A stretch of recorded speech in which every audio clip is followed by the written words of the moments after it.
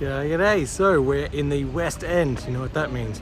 Parking wardens, fancy cars, loads of people, but Hedonism Wines. So, been in London for a while, haven't actually managed to get into to check out Hedonism Wines. Also heading to New Riff's tasting tonight, and thought, let's have a look and see inside Hedonism Wines and see what their selection's like. I've been on the website before.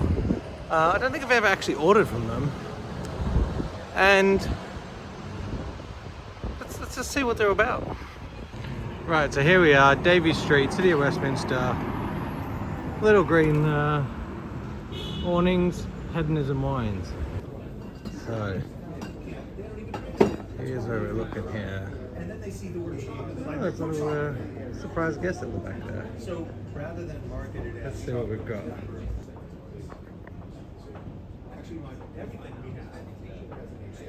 Oh, the book is there.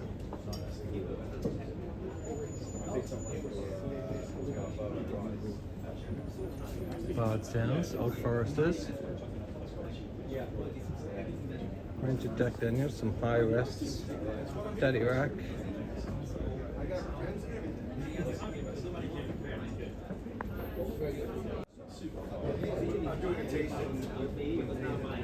Taylor's. We've got a range of Blantons here. 110, 225, 195.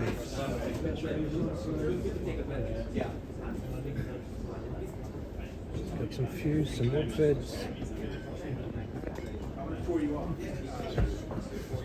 And we've got some Boss Hogs and a whole range of barrels.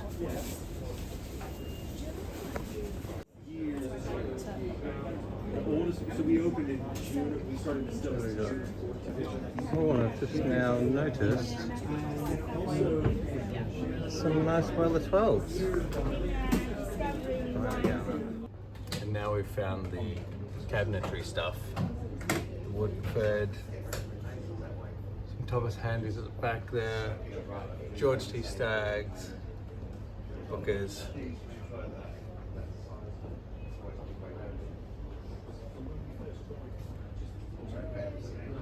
And some quite pricey prices. Gosh, I can barely reach up that high. Am I going to be on the video? You are. All right. So look at this. We've been vlogging for like 2 weeks almost, and we've already found our first watcher fan. This is Perry. Hello. Say hi. So he's joined the British Bourbon Society off a video and Reddit post that I've made. That's quite funny. But we got out of Hedonism not exactly unscathed, but Perry had some good recommendations of some stuff that's just come in, so we've had a chance to like get on that. It might be a surprise to see what comes out of that later, but right now we're right on the edge of time. We are heading into Melody to the new Riff tasting, so we're gonna shoot over the road and check that out. Here we are. Let's not get run over. Melody Whiskey Bar in just out near Hammersmith. Not been in here before, so looks like a nice place. Oh look, I can see whiskey straight in the window there. Let's check this out. I've just arrived. Some familiar faces. I've already been given a little sample to take home, and we're going to head downstairs in a minute, but let's just have a quick look at some of the bar setup they've got here. I mean, that is quite a cabinet. Quite like the way it looks out too. Like a farm. We've just had, this is actually the British Bourbon Society Weller Antique 107. I've not had one of the one. I haven't had the British Bourbon Society one. This is my first Weller 107. So a chance to see how this compares to the Special Reserve, which I've always found lacking.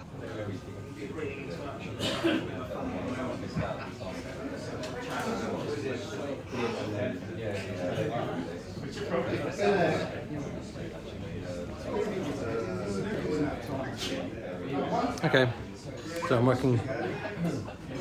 That's a lot better. It's not dry on the back end.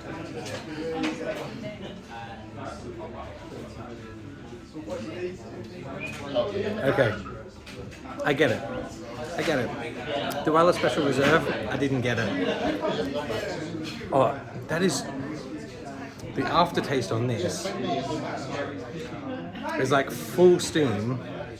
Like, spice is not the right word, but it's like a nice peppery. It is. That is delicious.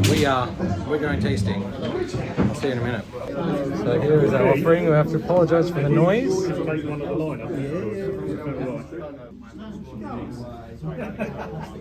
here's our lineup for this evening. Well, well, well. A proper British whiskey tasting. I've been waiting a long time to show the lot of you some of the stuff we have on the table tonight. I cut my teeth on bourbon from a young age, but also on scotch, and so my natural environment is a place where people understand both of those kinds of whiskeys, and Irish too. And so when I talk to some of these whiskeys we have here, the lovely people of Bardstown, Kentucky, they don't get some of this stuff. God love them, but I believe the group we have here tonight does. So I'm super happy to be here presenting like this in the wickedly efficient home of the Melody. This is Whiskey Bar. This is an amazing setup. You should have seen the precision with which all these samples hit the table. I've never seen anything like it, so it's great to be here. I was here in England a year ago in April on a Scotch tour, preparing to put together the final whiskey we are tasting tonight. And this is my first time back. I'll probably be here again later this year. We'll see about that. I'm actually here with my family this time and peeled away from them while they went to Phantom of the Opera to taste whiskey with you. So it's great to be here. My name's Jay. I'm the co-founder of New Riff. Been there from the beginning. I don't like to run a slideshow for every single thing we do, but there's a few things we can get into. But let's start with tasting our first whiskey. And let's begin with our Bottled and Bond bourbon. This is our flagship whiskey. This is our Bottled and Bond whiskey, our Bottled and Bond bourbon. It is like I said, our flagship bourbon. The mash bill is written on the back of the bottle. Almost nobody, even if they disclose the mash bill, they often don't put it on the bottle, and we do. 65% corn, 30% rye. That's the operative figure here. 30% rye. This is unquestionably a high rye bourbon, and 5% malted barley. So the high rye delivering spice, powerful flavor. We were not here to make mild whiskey, not too strong. We wanted to make mucho gusto whiskey, and we learned in our careers that a great way to get there is high rye. So we committed from the beginning to a high rye bourbon. It's bottled and bond. That is a minor religion for us here at New Riff. Everything we make is bottled and bond, except the single barrels and a few other barrel strength products such as we will taste. But everything we make is bottled and bond. That is not a legislation or regulation that exists in the rest of the world. It's uniquely American. It is, I'm proud to say, I love your shirt, bro. Thank you for wearing that. My favorite shirt we have. Our master distiller drew that in an effort to explain to everyone what the hell is going on to our distilling staff. Joe, what's your name? Liam. Lovely British name. I was afraid it would be Joe. No, it's Liam. Love it. Has got on a new t-shirt that is our distilling process. That's really nice. It caught my eye. I should make a slide of that. Bottled and Bond is the world's highest standard for a brown, an aged spirit in the world. Higher than the standards, God love you, in Scotland or Ireland. Higher than the standards in a great whiskey region or a great spirits region like cognac. Do you know all the crap you can put in cognac? It's not just caramel coloring. You can have sugar, oak flavoring, things like that. And cognac is, I adore cognac. But Bottled and Bond is the world's highest quality standard. It is America's first, from 1897. This is the date of the Bottled and Bond Act. the first quality product protection or consumer protection act in America, if not the world, one of the very early ones.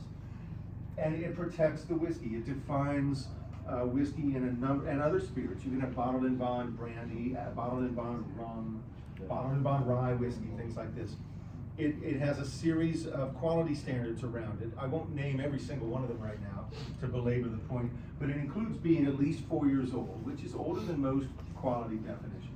You cannot have anything added to it. No caramel coloring, nothing like that. You cannot have black cherry flavored bottled in bond bourbon. Those are mutually exclusive.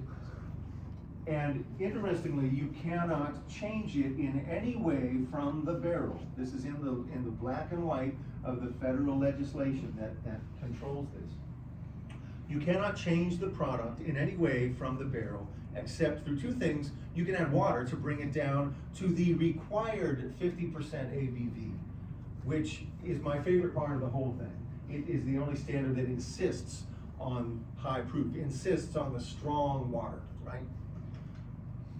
You can add water to bring it down to that, but you also are allowed to change it through filtration and other physical treatments. And the language that the American government uses is called chill proofing, which is the same as chill filtration, which you, thank you, British people, are well familiar by now with no chill filtration, thanks to the Scottish industry and the likes of Springbank that started it all, and Brooklady that picked it up. If you're a young Scotch distillery now coming up in the world, you've got to be unchill filtered.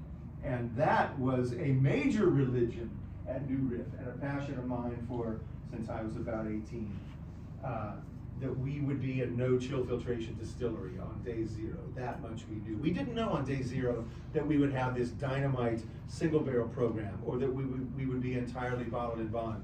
But on day zero of New Riff, I knew we would be no chill filtration forever and ever. And so we're one of the few Kentucky bourbon distilleries. It's etched into the glass right there. I'll get you what you missed. I said that rye whiskey is so hard to make.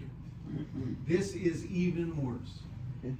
Historically, the way we had to make chocolate oatmeal stout bourbon is we ferment a batch, we run it through the still, stop, shut it down, turn off the boiler, clean out the still, boil it all out. Hours later, we get back to production. That's how hard it was to make. You had to totally break down and clean out the still after every fermenter of chocolate oatmeal stout. I'm pleased to say our now master distiller, Brian Sprance, has tuned his methods and found a couple of tweaks in this recipe to make it a little more of it. We still cannot make a crap ton of this because it still is too hard to make. It slows down all our other production. But we do make probably double what we used to, and in the future we will have some out there. The reason we call it winter whiskey is we were afraid of bourbon lovers, first of all, not knowing what chocolate oatmeal stout even means, and second of all, as soon as they see the word chocolate, they think, chocolate! Oh, you put chocolate in your whiskey, New Riff. No, we didn't put chocolate in the whiskey, that is not our style. So we called it winter whiskey, and it comes out in the winter. So this will be seen again at one point in the future. You'll see it in the future, yes. Okay. That's why I wanted to bring it and share it with you tonight. We will? I really like that whiskey. It is my wife's favorite whiskey, and when I pulled this out of my luggage, I did have to say to her, no. No, this is for the Brits. You can't have any of this chocolate oatmeal stout whiskey. I gave her a bottle for Christmas. I'm a good husband.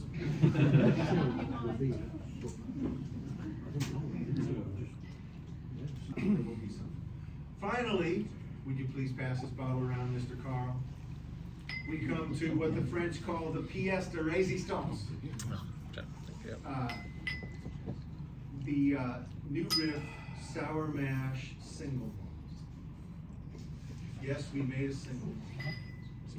As I said, This we will be opened this interesting. in 2014. And began distilling that year, June of 14. What the? The oldest whiskey in this bottle was distilled in December of 2014. We were not even 6 months under our belt as distillers before we started off on this project to figure out how a sour mash Kentucky distillery would make a single malt. And we didn't know what would work and what would not. And so we tried a lot of different things. We tried multiple mash bills.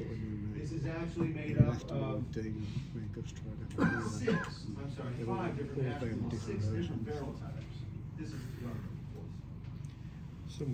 we weren't sure what would be good. What if we make all Golden Promise or all Maris Otter? Is that going to work? Is that going to be delicious? We didn't know what would really fly, figuratively speaking, through a column still, through a beer still. And so we wanted to throw a bunch of ideas up on the wall and see what would stick. This whiskey is, it's barrel, we describe this as cask strength. 113.8 proof. Hit it with a little water. And moreover, hit it with water because straight up, it is wood forward, it's cask forward. Bring some water in, and it shifts to be more grain forward. Gorgeous, fun whiskey to drink this way with a little bit of water. Sour mash single malt is comprised of 5 different mash bills. First one we reach for is a brewer's malt out of Brian's brewing background, and my background is I used to make English IPA styles with Maris Otter, barley wines with Maris Otter. It was one of my favorite malts back in the 1990s when I was a brewer. Single malts to better drink it. Maris Otter was the first one. The second one was 100% of a classic Scotch whiskey malt that you might have heard of called Golden Promise. Once upon a time, Macallan was only specifying Golden Promise. That's all we wanted. Today, Golden Promise is relatively rare in the Scotch industry. It's still out there, but not very many people are using it. We wanted to go and try it as a classic Scotch whiskey malt. So whiskeys number 1 and 2 are exploration of classic British and Scottish brewing malts. One of them beer, one of them Scotch. And then the last one, peated number 5, is 100% peated Scottish barley. So making up this whole recipe, we've got 3 of the 5 whiskeys are 100% of that malt. Does that make sense? We got Maris Otter, Golden Promise, peated Scottish. The peated Scottish, by the way, was about 35 ppm. It was a relatively regular peated malt. It wasn't something crazy like October or something like that. But number 3 and number 4 are where our head brewer got to work and had a lot of fun with this project. Number 3 and number 4 are beer recipes, ale recipes. Number 3 is a recipe based on barley wine. You know barley wine. And whiskey number 4, mash bill number 4, is based on a Belgian quadruple. So it's got some Belgian malts like Special B, Carapils, things like that in there, making a Belgian style thing. So all of these were then aged discreetly and case by case in 6 different barrel types. We had new charred oak barrels, decharred toasted barrels, decharred and recharred barrels. 3. 4, we had red wine barrels, we had Portuguese brandy barrels, who knew? And finally we had Oloroso sherry casks. And all of this was blended together across 2 years of production. So the age statement on the bottle is 7 years old, but the oldest was, this is actually about 60% 8-year-old, and the rest, the 7-year-old whiskey. The oldest whiskey in that bottle would have turned 9 years old December of last year. And we bottled this in August. Question? Going back a bit, so you like peated things, obviously. Yes. How many experimental peated bourbons have you got tucked away then? Good question. Too many. Well, the short answer is no. You've not done it? No. We've never made a peated bourbon. And that's kind of a trick question. And this is super duper going down a rabbit hole. And holy shit, I wish you didn't have that. So I will, in full faith to you, my British friends, answer, what's your name? Alan. Alan's question. I think if you made If you made a wheated bourbon, what does it have? Wheat. Wait. Yeah. What if you made an oated bourbon? Like Oats. oat, it has oats. If you made a peated bourbon, it would have Regret. it would have peated malted barley put into the fermentation, right? We've never done it. How would? Got him. So we run a batch of whiskey into this, and it goes down, it comes out the bottom of the beer, and now it's distilled, and it becomes sour mash. right? So the truth in a bourbon distillery is the sour mash you are putting into the mash today is the whiskey you distilled yesterday, or the whiskey you distilled last. So for example, on day number 1 of running New Riff, we never made whiskey in our whole lives. We didn't have any sour mash. How did we make sour mash whiskey? Actually, the first whiskey we ever made was not a bourbon, it was a corn whiskey. And it was a corn whiskey that we made for the express purpose of obtaining some stillage to make sour mash bourbon. The corn whiskey was like a sacrificial lamb. We only made it in order to pull it out behind the distillery and shoot it and take its sour mash and make bourbon. So every day what you make today is the sour mash of tomorrow. So when we make rye whiskey today, that's the sour mash that goes into the bourbon.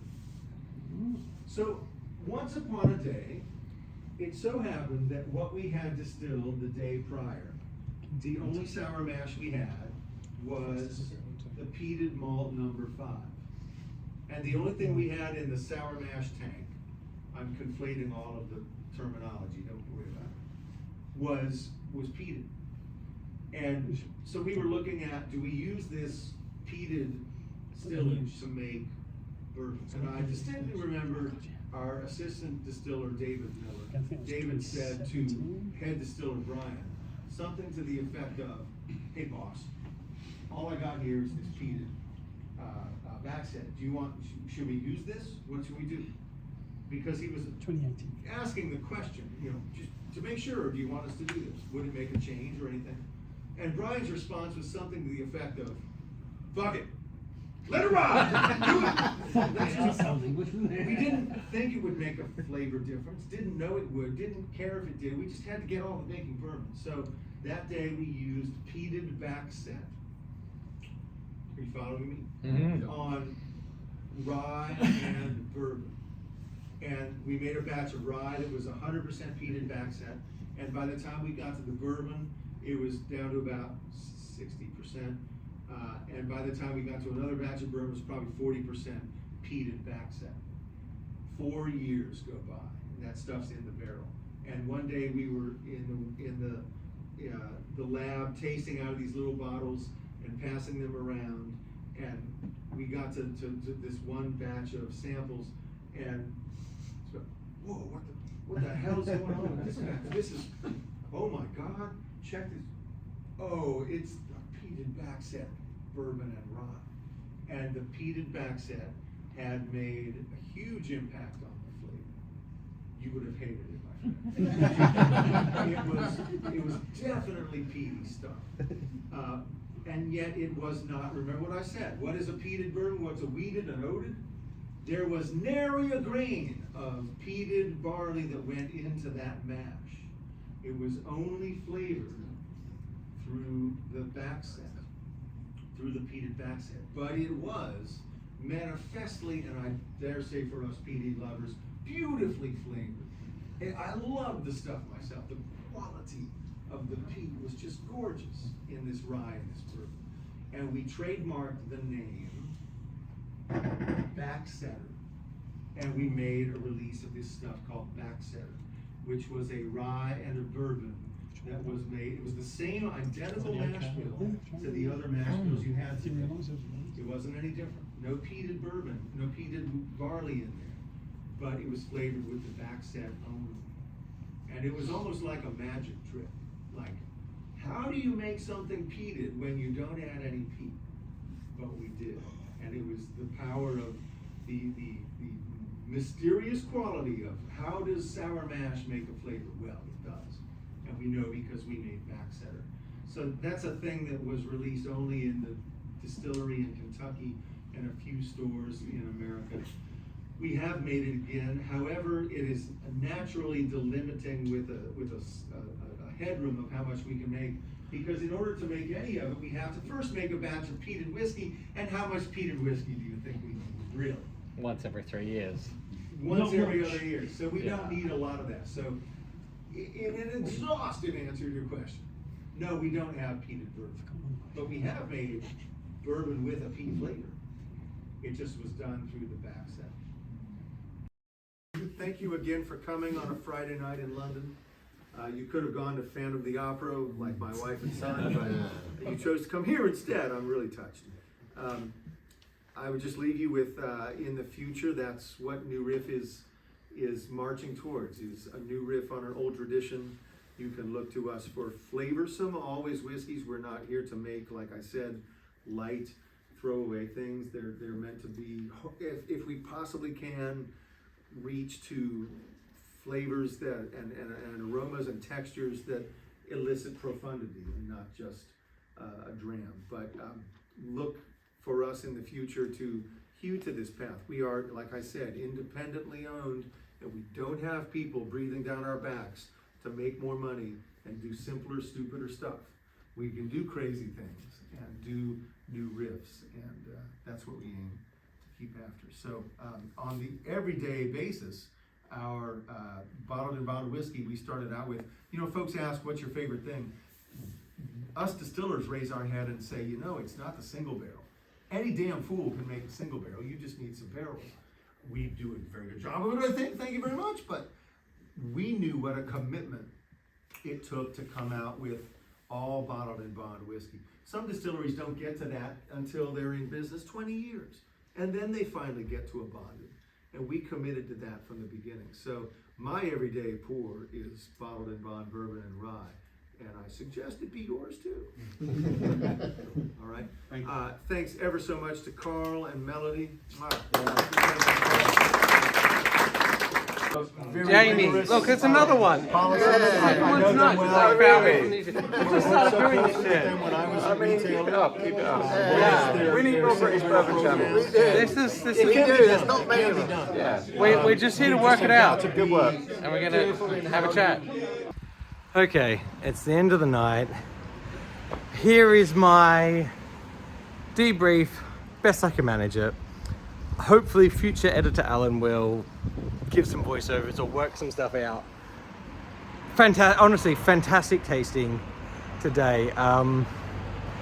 You could actually, of all of the tastings and the distillery tours that I've been to in my time, this was by far the best one. You can just tell, like, there was like the passion and the joy of what he was doing is just so good. And I mean, tonight cost 15 quid. It was through the British Bourbon Society. That's how you got the link. If you're not following the British Bourbon Society, if you're interested in bourbon and you're in the UK, definitely give those guys a follow, because I mean, join them on Facebook. It's how we find out about these things.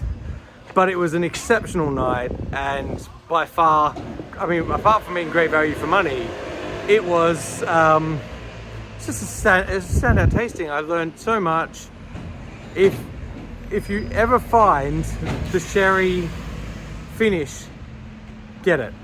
If you get the New Riff sherry finish, just buy it. Thank me later. That's it for me. I'm gonna find my train home, and I will see you next time. Cheers.